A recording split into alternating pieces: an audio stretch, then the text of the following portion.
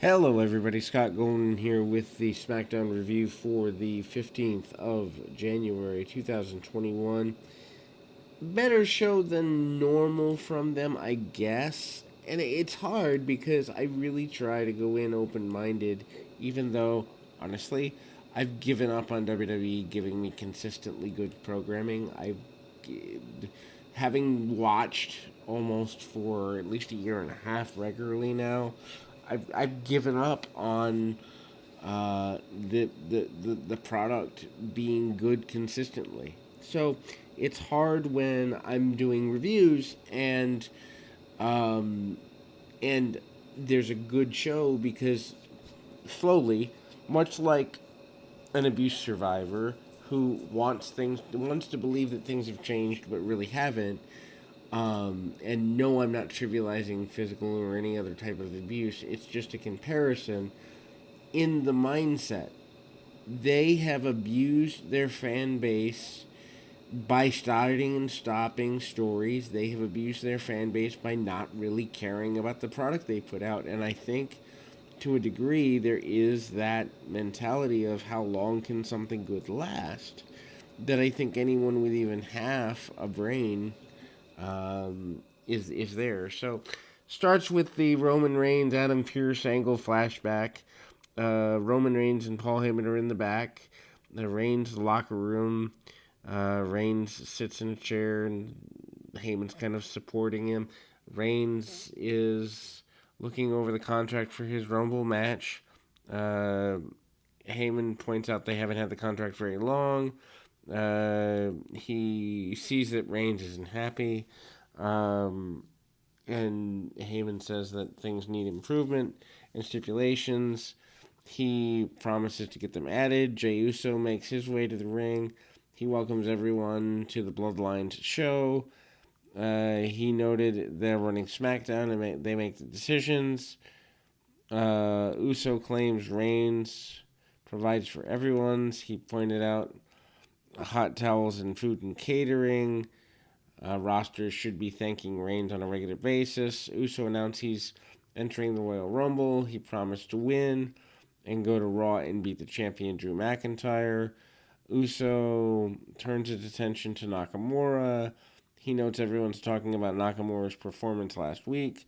Uso pointed out that they put a stop to his winning. Nakamura makes his way out to the ring. He said that um, that Uso is his cousin's puppet and then nails him with a knee, and they cut to commercial. I mean, this was a fine segment for what it is, which is a mid card talent and a completely wasted talent in Nakamura. It's a fine segment. Is it something that I would put on national television, on broadcast television? No. But if I've killed my product to the point where nothing that happens week to week matters, is this a fine segment to open with? Sure. Uh, Nakamura and Uso do have a decent enough match. Nakamura has the advantage with a headlock. He hits a slam for near fall, regains control with some knee shots, and then Nakamura slows the pace down with a chin lock. Cesaro's music hits, and he walks to ringside. Nakamura is in control, sends Uso to the post. Cesaro joins Cole and Graves on commentary, claims he's at ringside to support Nakamura. Cole points out that he wasn't here last week, and Uso gets control back, and Nakamura hits him with another knee. I mean, Nakamura with all these knees is great, except none of them actually knock anybody out, so how effective are they really? He follows up with a sliding knee and then a German suplex for a near fall. Uso fights back with a Samoan drop and a near fall of his own. Uso hits a back suplex neck breaker for a near fall again. Nakamura hits a knee drop off the second rope. He tries the Kinshasa, but there's a counter. Uso hits a super kick. Uso hits a splash off the top rope. Nakamura gets the knees up. Uso tries to cheat using the feet on the ropes, Referee catches him and holds him accountable. Nakamura rolls him up and hits a Kinshasa for the win. Post-match, Nakamura poses with Cesaro. I mean, it's interesting. I think I was expecting Cesaro to turn and join Reigns and basically sell out, but it is what it is. Match was better than average, and if I thought that Nakamura winning meant something, at most, what's it going to mean? Okay, so he replaces Adam Pearce and goes to the Royal Rumble. And then Reigns kills him and it does nothing for him. The problem is there's no long term storytelling. For the fact that AEW has been around for less than 2 full years, at least in their main event storylines, even if I don't like the talent in them or the way they're told, week to week I have to watch the program because what happens now and what happens a month from now are going to be connected. I don't believe that about any of the WWE programming anymore. Bailey hosts her new talk show, Ding Dong Hello, later tonight. I like this. This could be fun. Heyman approaches Adam Pearce and Sonya Deville. Are Deville and Pierce having some sort of relationship? They seem to overlap a lot lately. He hands Pierce the contract and notes it's a no disqualification match.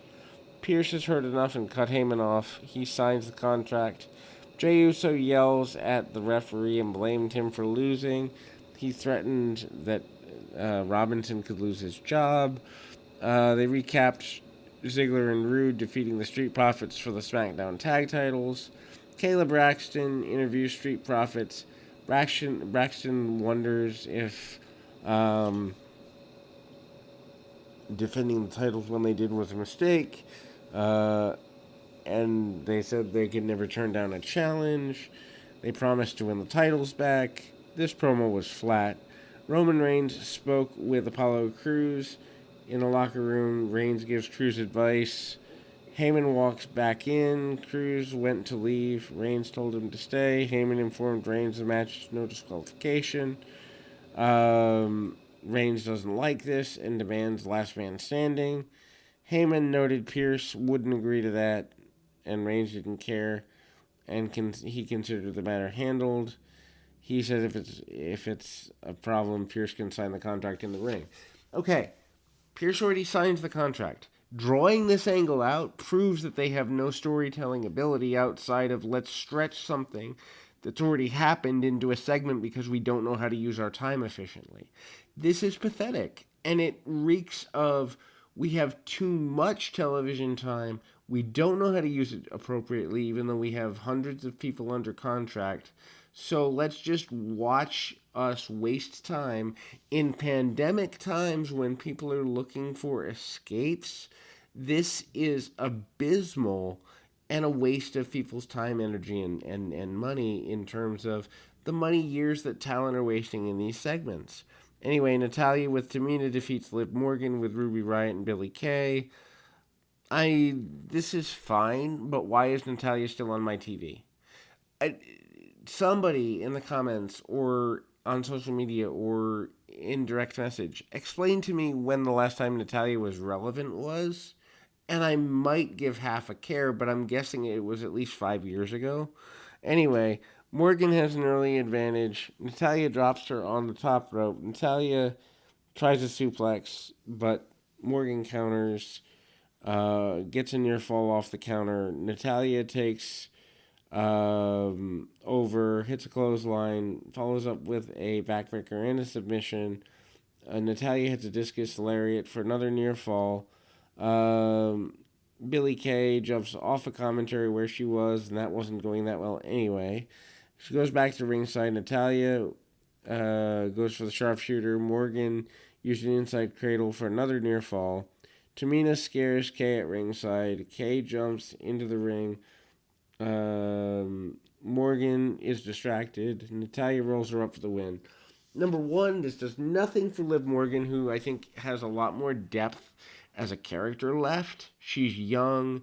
She looks good. She's not great in the ring, but she's better than many. And she at least has depth left to character development. Natalya is played out, and her winning just doesn't make sense. Speaking of doesn't make sense, the next the next match. King Corbin, who to me is the most overpushed guy on the WWE roster, all three brands, defeating Rey Mysterio with Dominic. Dominic at ringside, they kind of cooled him off since his, SummerSlam debut, and they've kind of wasted the guy for 6 months, which is sad because, again, the younger a guy is, you can get over with a younger audience, which is where WWE's losing anyway. I mean, they can keep the over 50 people because most of them sleep through the show anyhow. But they can't turn new fans, and it's proven. And Dominic Mysterio, for better or worse, could be a key to doing that, but they're not even booking him appropriately. So he joins commentary. Dominic wants to win the tag team championships with his father this year. Corbin takes over, hits a hard clothesline. Corbin gets in Dominic's face. Dominic eventually backs down. Doesn't want his dad to get disqualified. Ray fights back. Takes Corbin out with a seated senton. Corbin catches Ray off kind of a springboard. Ray fights back. Sets up 619. Corbin hits a deep six for a near fall. Corbin gets in Dominic's face again. Dominic tries getting in the ring. Ray stops him. Corbin knocks Ray into his son, hits the end of days for the win. Okay, so I guess they're going with a storyline that's going to lead to Dominic and Baron Corbin. Alright, except the styles clash, and no one cares about Corbin on the planet. So basically, you're taking a talented kid who should be pushed to something. The only good thing that happened in the segment is him teasing, Dominic that is, teasing the idea of being tag champs with his father. I think that's an emotional, historic moment. But everything else in the segment was A, a waste of television time, and B, a step backwards for Dominic Mysterio. Heyman approaches in the back, approaches Adam Pearce in the hallway. Pearce asks if Reigns signed the contract. Heyman informs Pearce that the match is now last man standing. He basically says that they'll sign the contract in the ring later. Ray tries to give Dominic guidance in the back. He puts Corbin over. Ray comes up with an idea and knows someone that could help. Bailey does the Ding Dong Hello talk show. And, I mean, it looks kind of fun, kind of interesting. Anyway, she introduces Bianca Belair. Bailey made her ring the doorbell and enters through the fake door that's on the set. Belair takes Bailey's seat. Bailey says she needs to stand anyway to get ready for the Rumble. Bailey shows footage of defeating Belair sometime back. Bailey makes fun of her for calling herself the EST. Basically, Bailey says no one cares about her past accomplishments. Bailey challenges Belair to compete in an obstacle course next week. Belair laughs, accepts the challenge. This is cool. This was fun. I think Bailey can bring good things out of Belair, and Belair's talented as it is. Belair might be one of the few people they haven't completely botched, and could be turned into a star. Male, female, doesn't matter. Could be turned into a star. Let's see if they actually follow through. 3 months from now, I bet you I'm saying Belair doesn't matter anymore. But this thing with Bailey could lead somewhere. Daniel Bryan trains with Otis and Chad Gable. They're working on their hips for the Royal Rumble match. Braxton approaches. Bryan promises to win the Rumble. Braxton asks about losing to Nakamura last week. Bryan notes he respects Nakamura. Cesaro interrupts, challenges Bryan, and they basically are going to go into a match. Match obviously is good, tells a good story. Cesaro has an advantage early, takes a headlock. Bryan fights back and goes after the arm of Cesaro. Cesaro hits a series of strikes. Bryan regains control with a dropkick in the corner. Bryan stays on the arm, tells a story with the arm. Bryan hits a monkey flip into the ropes. hits a crossbody at ringside. Bryan hits a series of kicks, and Bryan eventually kicks the ring post on the outside of the ring very hard. Ouch. Cesaro is firmly in control, goes after Bryan's leg. Basically, Bryan goes for the yes lock, but Cesaro is able to get free from it. Cesaro gives Bryan big swing into the sharpshooter, transitioned into crossface. Bryan rolls through. Cesaro makes the rope, breaks the hold. Um, Bryan attempts a Rana off the top. Cesaro blocks. He then adjusts into a vertical suplex on the second turnbuckle for near fall. Good stuff here. Bryan counters with a backslide off another uppercut. Bryan goes for the running knee. Cesaro hits the uppercut he was looking for before, hits the neutralizer for surprise win. Obviously, this is considered a career-defining moment for Cesaro. Again, great match. Probably, to be fair, this is probably the best wrestled SmackDown in 3 to 6 months. But I have no faith that a month from now any of the things they're doing is going to matter. And that's where I think that's why ratings are dropping in 2 out of 3 of the WWE programs. The only reason SmackDown has decent ratings is because it reaches a wider audience with broadcast television. If you put this on a cable network, people are going to give up on it too because the stories week to week aren't sequential. Kayla Braxton interviews Carmella with her wine taster fellow. She makes fun of Sasha Banks. Banks jumps her, promises to eventually fight her again. Apollo Crews defeats Sami Zayn. Match was alright. I mean, nothing anybody's going to care about. Anyway, so Cole mentions Cruz is hanging out with Roman Reigns earlier in the day. Recaps Paul Heyman giving a pep talk on the Talking Smack waste of time and space. Zayn comes to the ring, documentary crew to cover conspiracy theories. Big E joins commentary. Cruz goes after Zayn right at the bell. Zayn fights back, sends him to the floor. Cruz uses the announce table and standing moonsault off the table to regain control of the match. Zayn takes over, knocks Cruz off the top rope. Cruz catches Zayn with a German suplex, follows up with an enziguri and a standing moonsault. Zayn gets his knees up, rolls through. Zayn tries to use the tights to win. Referee catches him. Cruz actually does a reversal and wins holding the tights himself. This is fine. Cruz approaches Big E, picks up the Intercontinental Championship, tosses the belt back at him. They continue to argue. Apparently, this is another heel turn for Cruz eventually, and leading to next week Big E defending against Cruz, Bianca Belair, and Bayley in an obstacle course. The 2 segments for next week. Final segment of the show. Royal Rumble contract signing. Some people saying this was a good segment. I don't really buy it.